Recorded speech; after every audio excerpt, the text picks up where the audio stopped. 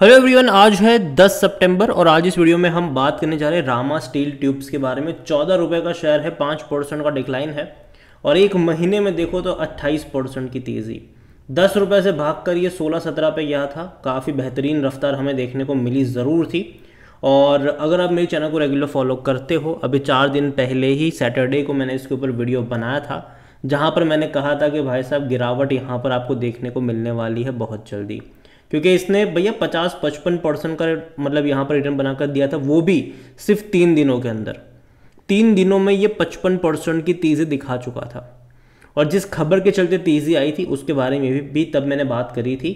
और आज अगर आप देखोगे तो 2 दिनों से लगातार यहाँ पर, कल भी गिरावट थी, कल तो बहुत बड़ी गिरावट थी, आज भी 5% की गिरावट यहाँ पर देखने को मिल रही है।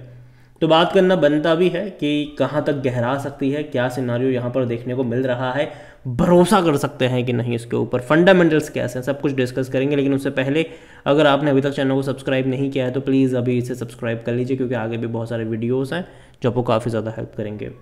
तो रामा स्टील ट्यूब अच्छी खासी रफ्तार अभी भी है, लेकिन जो लोग ऊपर के लेवल पर ख़रीदारी करके बैठे हैं डेफिनेटली वो भारी नुकसान में है, काफ़ी ज़्यादा वो टेंशन में भी होंगे। यहाँ पर अगर हम एक साल की बात करेंगे तो 8% की ही तेज़ी है।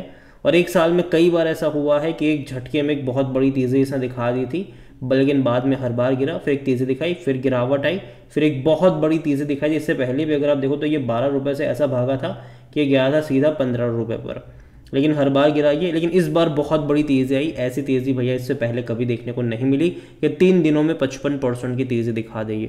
अब जाहिर सी बात है 3 दिन में जब 55% की तेज़ी दिखाई है तो उसके बाद के एक हफ्ते में 30% का करेक्शन भी दिखाएगा ये।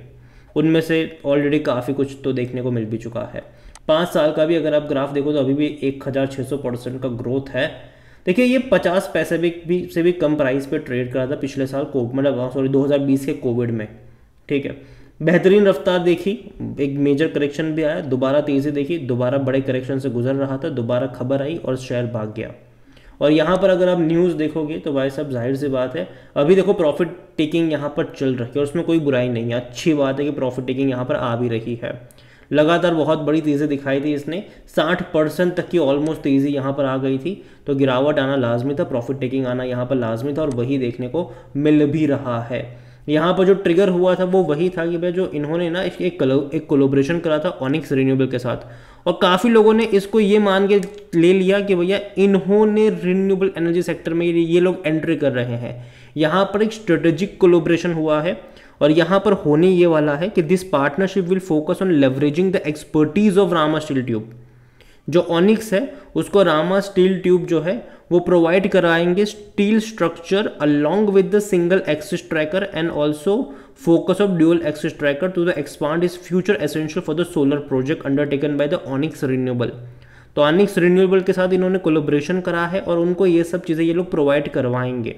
And Rama Steel Tube has expanded its expertise and developed the specialized steel structure and tracker tube which will serve as a backbone for greenfield solar project, जो कि अगेन अच्छी बात है। This mark the firms entry into the green energy segment.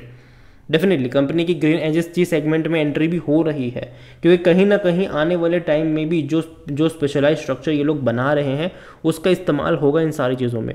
The steel player also added is determination to deliver the product that ensure the highest standard of reliability, durability and performance which is critical to the long term success of solar greenfield project. क्योंकि देखो यार solar project में long term के लिए ही लोगों को चाहिए होता है, परफॉर्मेंस भी अच्छा होना चाहिए, और ये वो चीज़ कंपनी प्रोवाइड कर रही है, जो कि बहुत अच्छी बात है, कोई शक नहीं है, यहाँ पर चीज़ें बेहतर है।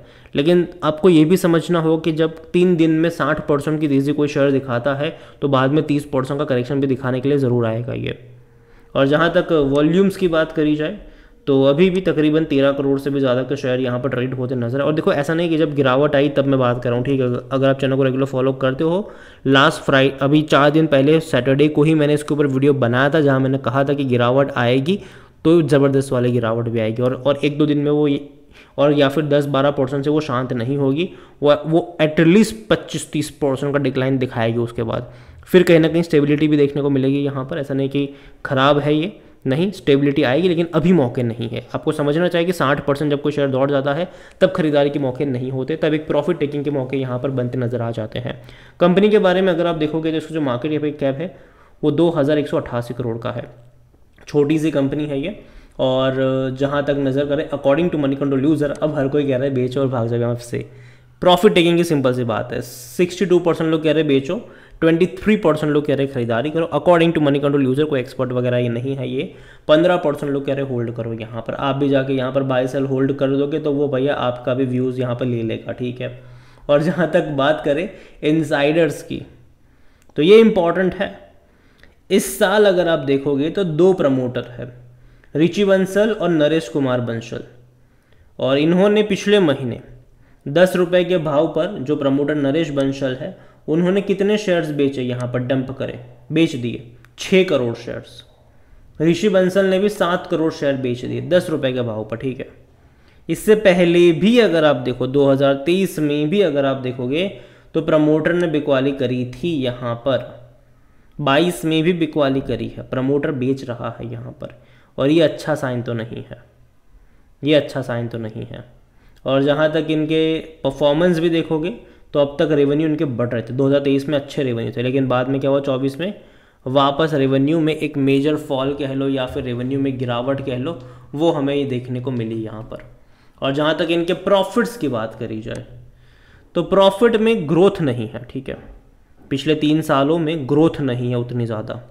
आने वाला टाइम बताएगा कि कैसा, लेकिन अच्छी बात है कि छोटी कंपनी है लेकिन प्रॉफिटेबल कंपनी है, ये एक बहुत अच्छी बात है। जनरली जो पेनी स्टॉक्स होते हैं वो लॉस मेकिंग होते हैं, ये प्रॉफिटेबल है और ये एक अच्छी बात है यहाँ पर, जो कि कहता है कि भाई साहब आने वाले टाइम अच्छा हो सकता है इनके लिए। लेकिन हाँ, ये मेंटेन होना चाहिए या फिर बढ़ते रहना चाहिए, ये किसी भी क्वार्टर में किसी भी ईयर में घटना नहीं चाहिए। और जहाँ तक वैल्यूएशन की बात करें तो महंगा तो है, 80 का पी है इसका, सेक्टर पी 50 का है, तो काफ़ी महंगे वैल्यूएशन के ऊपर बैठा है। देखो देखने में लग सकता है सस्ता कि भाई साहब 14 रुपये का शेयर, 15 रुपये का शेयर, लेकिन एक्चुअली में जो वैल्यूएशन है वो महंगा है, काफ़ी महंगा है, इसका जस्टिफाई नहीं करता। और जहाँ तक इतने महंगे वैल्यूएशन के ऊपर तो भैया बड़ी बड़ी कंपनियाँ भी नहीं होती कई बार। और यहाँ पर इनके फाइनेंशियल्स पे ऊपर अगर हम नज़र करेंगे तो लास्ट क्वार्टर में कोई उतना अच्छा ग्रोथ भी नहीं था यहाँ पर, सिर्फ मतलब 6.5 करोड़ का इनका प्रॉफिट था, जबकि इससे पहले बीच में ये 9 करोड़ 7 करोड़ तक के प्रॉफिट दिखा चुकी थी कंपनी। इवन इससे पहले मतलब 2023 में प्रॉफिट 7 करोड़ का था, इवन रेवेन्यू 314 करोड़ का था। इस बार तो रेवेन्यू भी घट के 217 करोड़ पर आ गया, जो कि रेवेन्यू भी काफ़ी कम है यहाँ पर। तो नंबर्स अच्छे नहीं थे यहाँ पर, जून क्वार्टर के नंबर्स अच्छे नहीं, और शायद हो सकता है कि उसके बाद प्रमोटर ने बिकवाली करी यहाँ पर, ठीक है। और अभी देखो ये चीज़ होती ज़रूर है कि खबर आ जाती है, शेयर दौड़ जाता है, और देखो पेनी स्टॉक में ऐसा ही होता है। कई बार ऑपरेटर भी यहाँ पर बड़ा गेम खेल जाते हैं, छोटे निवेशक यहाँ पर फंस के रह जाते हैं, होता है ऐसा कई बार। इस कंपनी को लेकर मैं इतना ही कहूँगा कि अभी मौका नहीं है, थोड़ा स्टेबल होने दो। जब 60% दौड़ गया है तो वेट एंड वॉच, सिंपल सी बात है मेरी। और जहाँ तक शेयर होल्डिंग के बारे में देखें तो जो प्रमोटर की होल्डिंग है 56.33% की है, ये जून की है। जब लेटेस्ट अपडेट होगा प्रमोटर ने और बिकवाली करी है यहाँ पर, तो आपको पता चलेगा सितंबर में, और होल्डिंग यहाँ पर कम होती नजर आएगी। और सितंबर में इससे पहले देखो तो प्रमोटर की होल्डिंग 57% की थी, वो घटी है जून में, मतलब आकर 56 पाए। लेकिन सबसे मेजर प्रॉब्लम पता है क्या है यहाँ पर, कि इंस्टीट्यूशन बेच रहा है।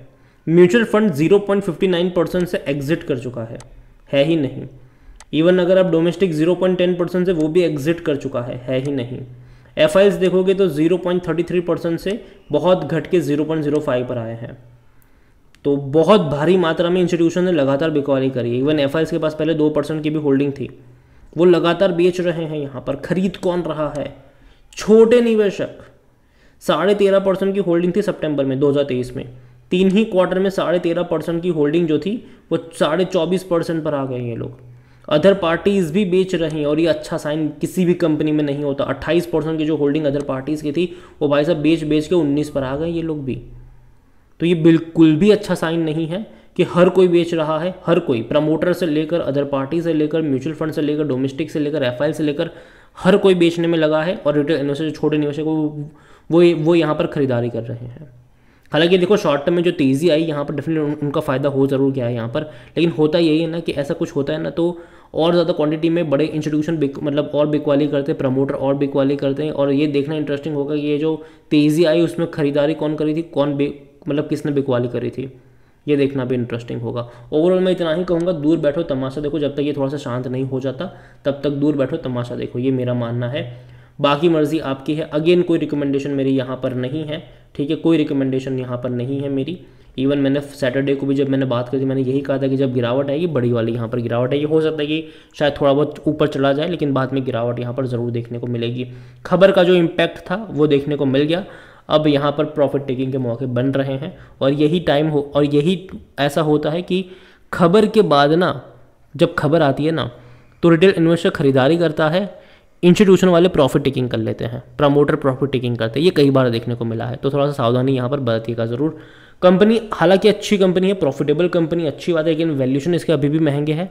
थोड़े से और करेक्शन अगर यहाँ पर आते हैं तब मौके बन सकते हैं। मेरे हिसाब से शायद 10 रुपये का जो लेवल है वहाँ पर एक अच्छा सपोर्ट ज़रूर है, वो इंपॉर्टेंट रहेगा वहाँ पर। अगेन ये मेरा पर्सनल ओपिनियन है, कोई भी इन्वेस्टमेंट एडवाइस नहीं है। ये वीडियो को यहीं पे एंड करता हूँ। पसंद आए तो लाइक करो, शेयर करो, चैनल वगैरह पहली बार है तो प्लीज़ सब्सक्राइब करें।